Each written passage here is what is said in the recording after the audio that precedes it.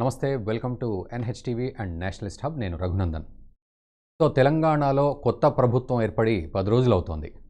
అయితే రేవంత్ రెడ్డితో పాటు మరో 11 మంది మంత్రులుగా ప్రమాణ స్వీకారం చేశారు. ఇక మరోవైపు ఇంకా 6 సీట్లు మాత్రం మిగిలి ఉన్నాయి. అయితే ఇక్కడ సీట్లు 6 ఉన్నప్పటికీ ఆశావహుల సంఖ్య మాత్రం చాంతాడంతుంది. మరి నిజంగా ఎవరికి ఏ పదవి దక్కబోతోంది అంటే గెలిచిన వాళ్లకు దక్కుతుందా, ఓడిన వాళ్లకు దక్కుతుందా, లేకపోతే పక్కన పెట్టబడ్డ వాళ్లకు దక్కుతుందా అనే ఒక చర్చ అయితే జరుగుతోంది. మరి ఈ ఆశావాహుల్లో ఎవరు అదృష్టవంతులు, మంత్రి పదవి ఎవరికి దక్కుతుంది, సో ఆశావాహుల సంబంధించిన పాసిబిలిటీస్ కూడా ఏ విధంగా ఉన్నాయి, ఇవన్నీ కూడా మనం మాట్లాడదాం. మనతో పాటు ప్యానెల్లో ఉన్నారు nationalist hub executive editor Shivaprasad గారు. శివప్రసాద్ గారు నమస్తే అండి. ఈ ఆశావాహుల సంఖ్య ఏమో చాలా పెద్దగా ఉంది. అక్కడ చూస్తేనేమో 6 సీట్లు మాత్రమే ఉన్నాయి. సో ఎవరు మంత్రులు అవుతారనే విషయంలో తీవ్ర చర్చ జరుగుతోంది.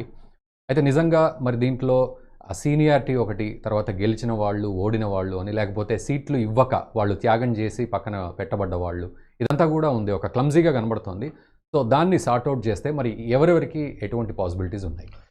దీంట్లో దాదాపు మనం లిస్ట్ చూస్తే 11 మంది దాకా ఉన్నారు. ఓకే, అంటే ఇంకా వడబోస్తే ఇంకా చాలా మంది ఉంటారు యాక్చువల్గా, కానీ 11 మంది దాదాపు ఒక స్క్రూటనైజ్డ్ లిస్ట్ అనుకోండి. దీంట్లో చూస్తే పోటీ చేసి లబ్ధప్రతిష్ఠులై గతంలో మంచి మంచి పదవులు నిర్వహించి కాంగ్రెస్ పార్టీలో మొదటి నుంచి కూడా ఒక మంచి స్థానంలో ఉండి ఓడిపోయిన వాళ్ళు ప్రధానంగా 4 కనబడుతున్నారు మనకి. షబీర్ అలీ ఓకే, నిజామాబాద్ అర్బన్ నుంచి పోటీ చేసి ఓడిపోయారు. ఈయనకి అడ్వాంటేజ్ ఏంటంటే సీనియర్ మోస్ట్, గాంధీ కుటుంబానికి చాలా సన్నిహితుడు దగ్గరగా. కామారెడ్డి నుంచి అతని స్వస్థానం, అతను పోటీ చేయాల్సింది కామారెడ్డి నుంచి యాక్చువల్గా, కానీ రేవంత్ రెడ్డి ముఖ్యమంత్రి పోటీ చేయడానికి వీలుగా అక్కడి నుంచి ఆయన వెళ్ళిపోయి నిజామాబాద్ అర్బన్ నుంచి ఆయన పోటీ చేశారు, తన సీటు త్యాగం చేసి. ఆయన సీట్లో ఆయన ఉంటే ఒకవేళ గెలుస్తారా లేదా అనేది తర్వాత విషయం, కానీ ఆయన ప్లేస్లో ఆయన ఉంటే ఒకవేళ గెలిచేవారేమో తెలియదు. ఇది ఒక ప్రధానమైనటువంటి అడ్వాంటేజ్ షబీర్ అలీకి. మధు యాష్కి కూడా కాంగ్రెస్లో one of the senior leader, చాలా రకాలైన పదవులు ఆయన అనుభవించారు. ఈయన కూడా గాంధీ కుటుంబానికి సన్నిహితులు. ఈయన ఎల్బీ నగర్ చూజ్ చేసుకున్నారు.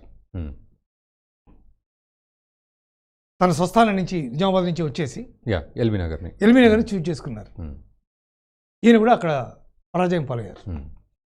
ఇప్పుడు ఫిరోజ్ ఖాన్ కాంగ్రెస్ పార్టీకి చాలా ముస్లిం కమ్యూనిటీ నుంచి అండదండగా ఉన్నటువంటి చాలా కాలం నుంచి సీనియర్ ఫిరోజ్ ఖాన్ కూడా ఆయన నాంపల్లి స్థానం నుంచి పోటీ చేసి ఆయన ఓడిపోయారు. లేకపోతే అంజన్ కుమార్ యాదవ్ కాంగ్రెస్ని నమ్ముకుని ఉన్నటువంటి వాళ్ళలో ఈయన కూడా ఒకరు.